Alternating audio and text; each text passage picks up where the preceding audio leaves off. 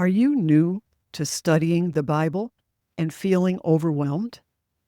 Do you want to deepen your faith, but you don't know quite where to start? This video is an answer to a question from one of our own YouTube viewers about how to study the Bible as a beginner. I'm so grateful for your questions and your comments because they help me to know how to better serve you. So in this video, I'm going to share 5 practical tips to help you get started and to discover the joy of studying God's Word. Welcome back to the channel. If you're new here, I'm Christine, and I help believers who are feeling stuck, dry, or distant in their Christian faith to know God, grow in faith, and find freedom in Christ. Let's jump right in.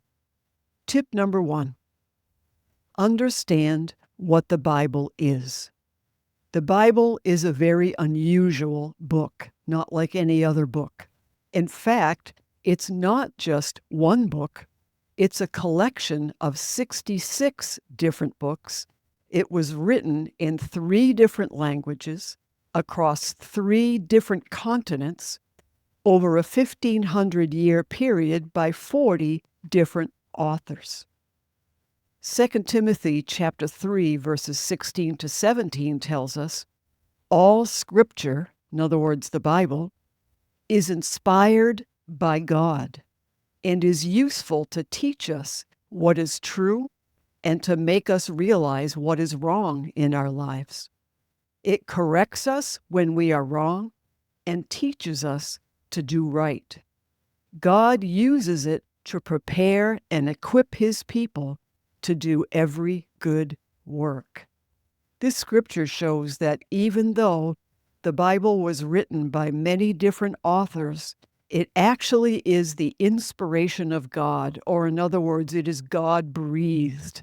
The Holy Spirit is the one who wrote these words through the pens of many authors. This book, the Bible, is not just a book of information. It's a relational book.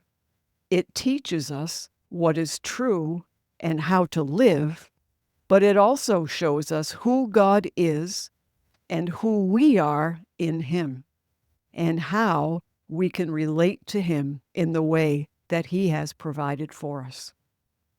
It's a spiritual book written by the Holy Spirit through people, so it can only be understood by people who are spiritually alive, in other words, born-again Christians who have a brand new spirit alive to God, and by the Holy Spirit revealing and helping us to understand truth. I'll tell you that before I was a born-again Christian, I didn't have the Spirit inside of me, although I was a religious person. I used to read the Bible for Lent. Now, if you grew up in a church tradition, you know that during Lent, you pick something to do that is boring or that you really don't want to do, or you abstain from doing something that you want to do. Well, I chose to read the Bible because I thought it was so boring. I would read it, and then later I'd come into another chapter, and it would seem like I was reading the same thing, and it just didn't make any sense to me. But if you've been watching these videos, you know that now, as a born-again Christian, alive to God, I can't get enough of God's Word, and I hope that's true of you as well. Tip number 2, get started studying the Bible by choosing a time and a place to study and the right Bible for you. So I encourage you to choose a consistent place and a consistent time that works for you. I talked about that in another video, talking about having our daily time with God. And I'll place that in the description if you'd like to see that video as well. When we have a consistent place and a time that works for us, then we are able to develop and learn a new habit. And this habit would be having regular times to study God's Word. The next thing is to start small. If you're new to studying the Bible, don't plan to read an hour or study an hour or 2 hours. That just isn't going to happen. It's not about the quantity, it's about the quality. It's about what you can be consistent with. So I suggest that you start just 10 or 15 minutes a day and ask the Holy Spirit to help you to develop this as a consistent habit. The next thing is to choose a Bible that you want to read. For a beginner-friendly translation, I would recommend the New Living Translation or the New International Version or the English Standard Version. And I actually have a video on Bible translations as well. So I will also place that in the description below. Choose where in the Bible you're going to start. For beginners, I recommend to start in the New Testament. When getting to know the Bible, you'll learn that there is an Old Testament and there is a New Testament. The Old Testament talks mostly about Israel in the time before Jesus, about the law and how God provided a way for his people to relate to him. And in the New Testament, it begins to tell us about Jesus, when he was born and his life, and the sacrifice that he made to institute a brand new covenant or testament. This is the New Testament. This is the testament that we live in. The Old Testament is very helpful to know, to understand more about the New Testament, but without starting to know the New Testament, the Old Testament will just be confusing. So if you're a beginner, start in the New Testament, and I would suggest the Gospel of John. And if you are trying to find that in your Bible, there is a table of contents, and you will be able to look that up and start in the book of John. The next thing to choose is to choose a physical Bible or a Bible app. Both of them are great. Both of them have advantages and disadvantages. I find myself that I use both.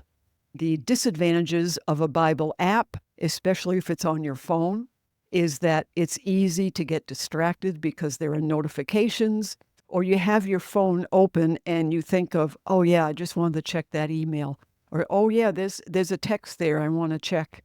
So that's a disadvantage, but the advantage is you have it everywhere you go.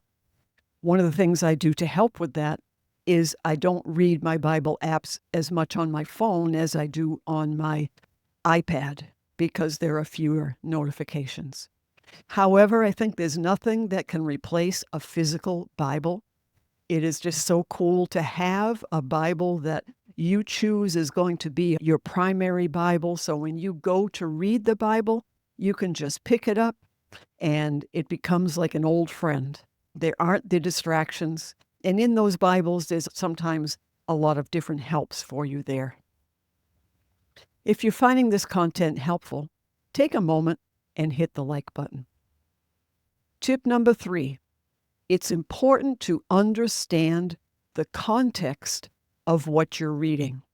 Now let me show you why reading verses in context is so important. This is a frequent kind of humorous example, but I think it makes the point. Imagine if I opened the Bible and I flipped it open to the verse that says, Judas went out and hung himself in Matthew 24:5. And then I flipped to another verse and it said, go and do likewise, which is in Luke 10:37. You can see this would not be good. This is not what God is saying to us in his word. It's because we're kind of playing Bible roulette, I call it. You go into one spot and just picking out a verse, and going to another spot like picking a lottery ticket and then reading the next one. No, this is not going to help because those verses that I read have nothing to do with each other. That's why it's important to not just grab a verse out of context. So what do we need to understand about the context? Who's speaking, who they're speaking to, and why this person was writing, and what's happening in the bigger picture of this part of the Bible. For example, I'll use the book of Philippians, which is an epistle in the New Testament. And if you understand who's speaking, you find out that it is the Apostle Paul who evangelized practically the whole known world. And he was writing to the church in Philippi to encourage them. And where Paul was, he was actually in jail. He was in a Roman prison. And one of the main themes he talks about in the book of Philippians is joy, having joy in all circumstances. Now you can see how knowing the writer and the circumstances that the writer is in, how much more it enriches what's going on in that verse as we read it. So where can you find this information, this context? Well, fortunately, there are many study tools to help. One is, if you have a Bible, usually there'll be an introduction to each book. So let's say you're going to the Gospel of John. Usually it will have sometimes a paragraph or two or even a page or two before that book, and it will tell you some of this information we were talking about. Who is it written by? Who is it written to? And why was it written? So this will help us to have the Bible context. Another tool is a study Bible. That's something that I enjoy using. And I just got myself a brand new study Bible. I am all excited. I couldn't believe when it came in. I was like a kid in a candy store, like Christmas morning. I'm ready to read my new study Bible. In the study Bible, it has backgrounds to the book that you're going to read. It also has many, many more things than that. It will tell you about the geography. It will tell you about the times. It will tell you the difference between the Old Testament and the New Testament. So it's one volume, so to speak, that will give you a lot of information about context in one place. Another good tool is a Bible handbook. This is usually not something very expensive, but it will give you a lot of information. Some of the same things I was telling you about the study Bible, you will find that it will help you in every book of the Bible. So I'm going to put links in the description below for Bibles that I would recommend and Bible tools that I recommend. The other thing is that online or apps also have a lot of good information that will give you information about the context. I would recommend the Blue Letter Bible. I believe you can find that online on your computer as well as a Bible app. And if I didn't say it already, the Bible app that a lot of people use just for reading, which has many different translations in it, all in one place, and it's free. If you go to your app store, it's called the Bible app. Tip number 4, read slowly and ask questions. It's good to have slow, thoughtful reading, especially as you are studying. The quality is more important than the quantity. If you have 10 to 15 minutes, you may study just a verse or 2 or 3 and glean from that and go over it and read each word. And you can ask questions such as, what does this say about God? What does this say about me? And how can I apply this to my life? And then I'd encourage you to write down anything you believe you received from God about these questions, and especially how you will apply it to your life so you can go back to it and you won't forget what you read. And tip number 5, ask the Holy Spirit for help. If you've been on this channel, you know that I refer to Holy Spirit a lot because He is the one that we depend on. Really, in the book of Acts, you see the Word of God and the Spirit of God, and they work together.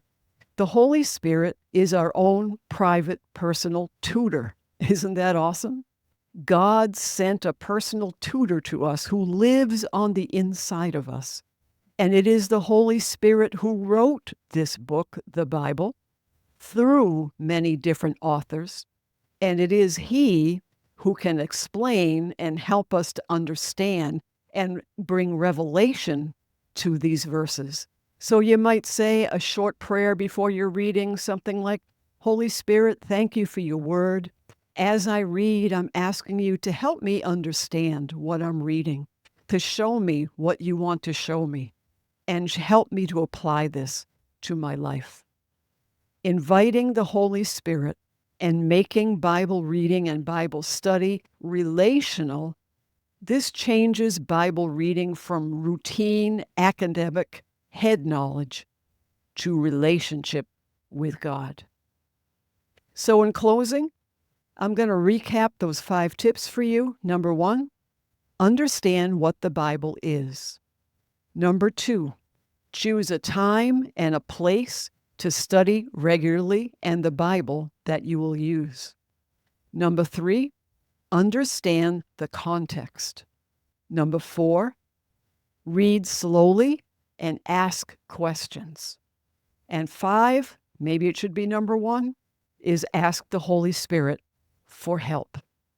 So I encourage you to start this wonderful journey, or to restart it, or to rev it up if you're already on this journey, by renewing your study of God's Word and using these tips.